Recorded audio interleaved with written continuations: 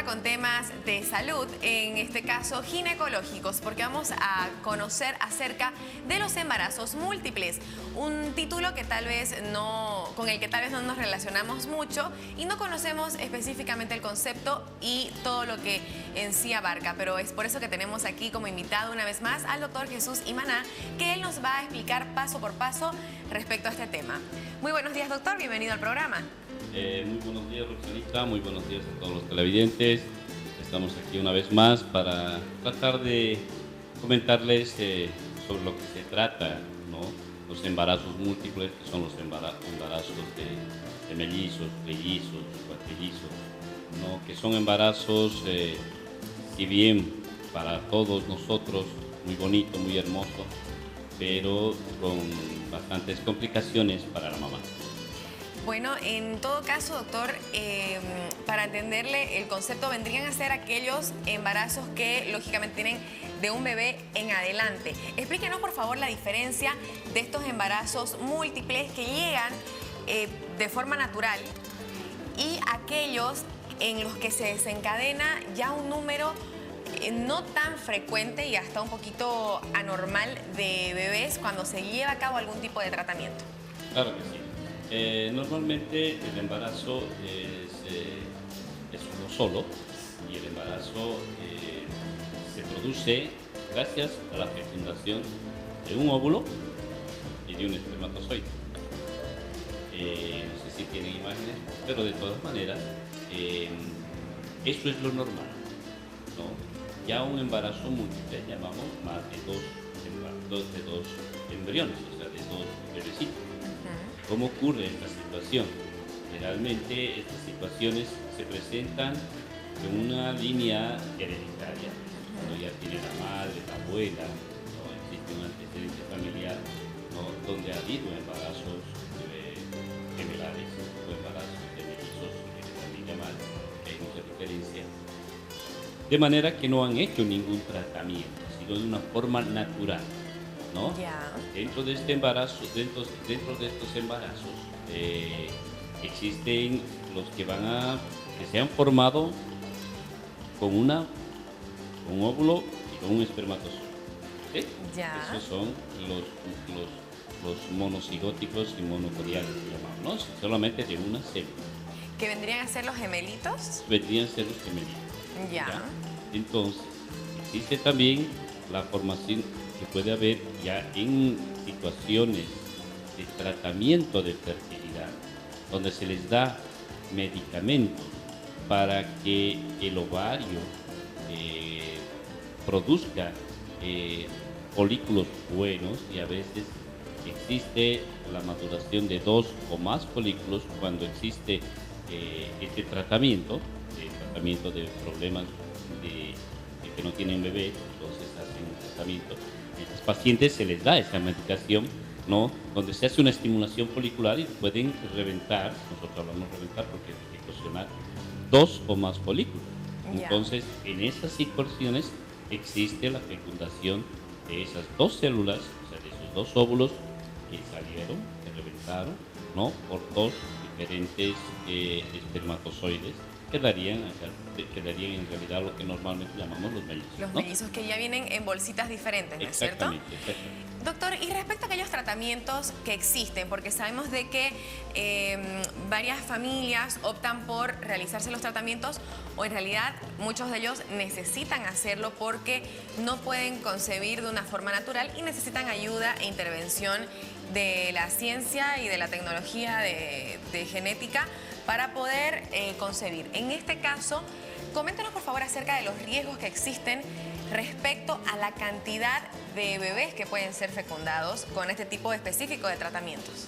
Claro que sí. Antes, digamos, entonces, como te decía, en ese tratamiento, digamos, de estimulación ovárica, de estimulación folicular, puede haber entonces 2 o 3, ¿no? Y muy rara vez se ha dado también de 4, ¿no? Ya. Entonces, si vamos sumando un embrión más, estamos sumando mayores riesgos al embarazar. Como les decía, para nosotros es hermoso, bonito, 2, Son 3, más 4, posibilidades ¿no es también. cierto? De cuatrillizos, pero se suma ¿no? Los riesgos que va a presentar, porque el embarazo múltiple es un embarazo de alto riesgo, donde necesita la mamá tener un control y especialmente ya un reposo, ¿no? Especialmente ya cuando en el segundo trimestre, donde la barriguita se hace bastante grande y vienen las complicaciones por el tamaño, por la compresión, y en el primer trimestre los vómitos, el sangrado, el desprendimiento, los riesgos de amenaza de aborto. Entonces se va sumando, ¿no? Los riesgos de hipertensión arterial, los riesgos de diabetes gestacional, los riesgos de toxemia gravídea. Entonces son varios aspectos entonces que se suman en realidad y que bueno pues ponemos un poquito de riesgo a la mamá y también a los fetos en este caso, ¿no? Doctor, y o a los respecto... embriones pues, en el primer trimestre. Dígame. Doctor, y respecto a esta concepción del tipo que estamos mencionando con estos tratamientos para llevar a cabo, para embarazarse, quiero decir, cuando tienen dificultades de hacerlo, ¿qué pasa con la salud de todos los bebés que han sido fecundados, correctamente fecundados y que están en proceso de crecimiento? Porque se han visto muchos casos, por ejemplo, en los cuales, pongamos tal vez como ejemplo, los 4 bebés que se van formando en la barriguita y de pronto, por algún motivo, uno, digámosle el 4.º bebé, no se desarrolla igual que los otros 3 y siempre está más pequeñito y hasta muchas veces pasan casos lamentables en los cuales no logra sobrevivir uno de ellos. ¿Esto por qué ocurre, doctor? Sí, si bien una vez que se han formado los embriones, ¿no? Sean 2, 3 o 4, siempre existen los riesgos, nunca son de peso igual, ni de crecimiento también igual. Siempre existe uno más grande que el otro, ¿no? Con mayores posibilidades en realidad de una evolución de crecimiento de embrionario y fetal. Pero ¿qué ocurre? Generalmente por problemas a veces de compartir la misma placenta, o a veces cuando son 2 placentas donde existen, se puede decir, conexiones anómalas, ¿no? Que le saca de una placenta para el otro, que nosotros hablamos síndrome del feto transfundido transfusor, donde sí realmente existe un deterioro de uno de los fetos, ¿no? Entonces esto hace de que sean en realidad de tamaño y de crecimiento diferente, ¿no? Es una de las preocupaciones en realidad cuando existe un embarazo múltiple. Tú me decías a veces, creo que en tu anterior pregunta, cómo es la situación entonces en pacientes que a veces están con cuatrillizos, ¿no? Que han sido generalmente estos embarazos múltiples así grandes, ¿no?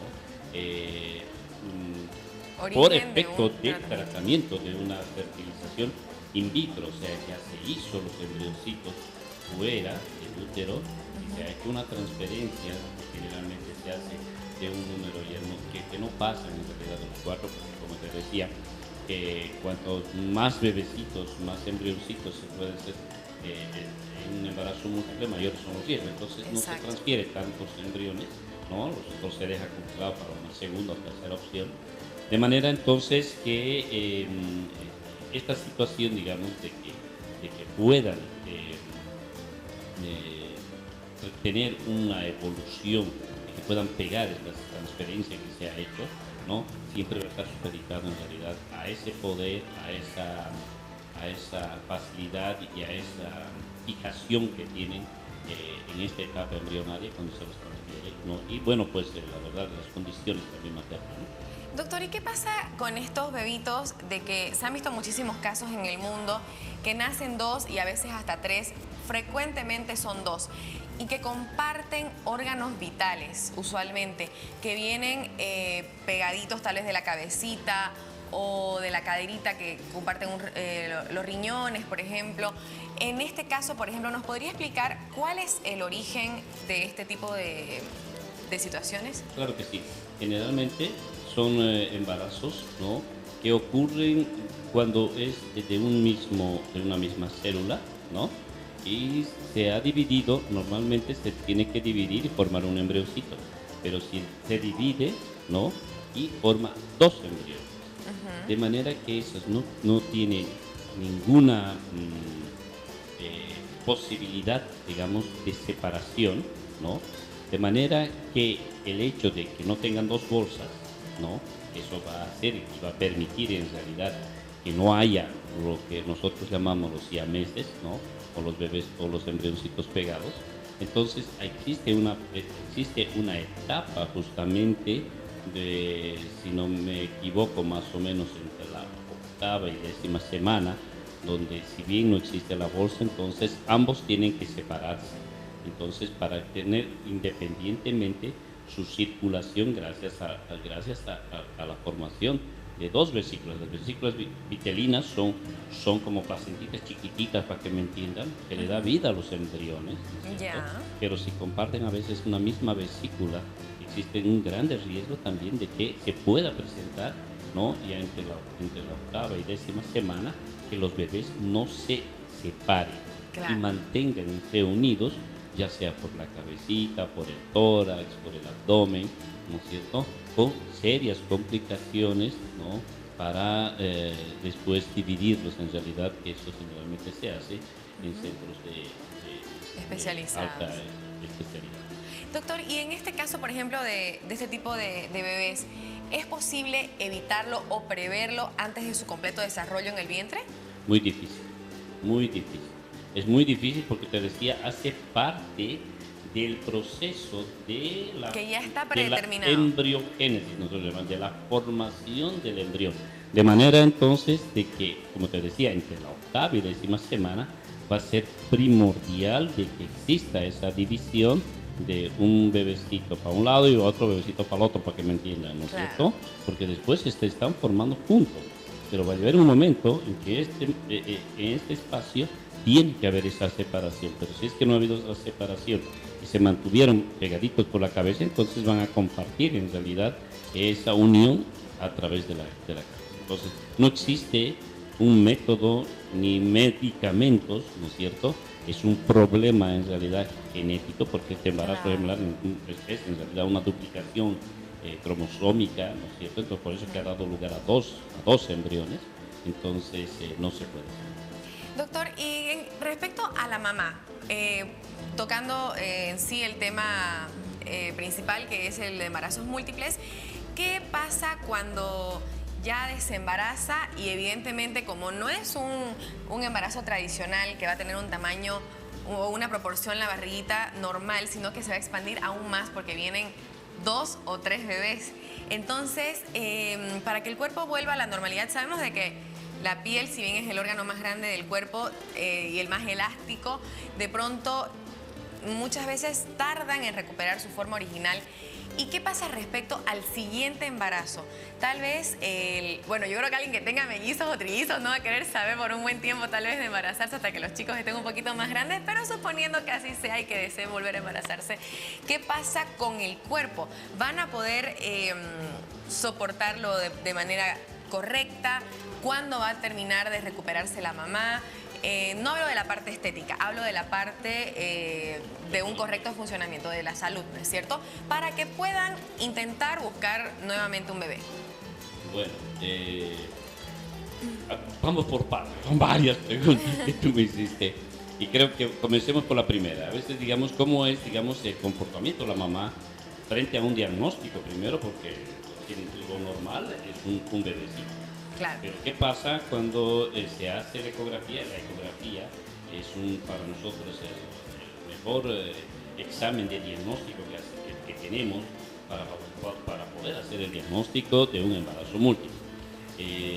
La primera noticia para la mamá realmente a veces es medio impactante, con mezcla de sentimientos, de alegría, de tristeza, porque también a veces saber, digamos, Es un shock. es un shock.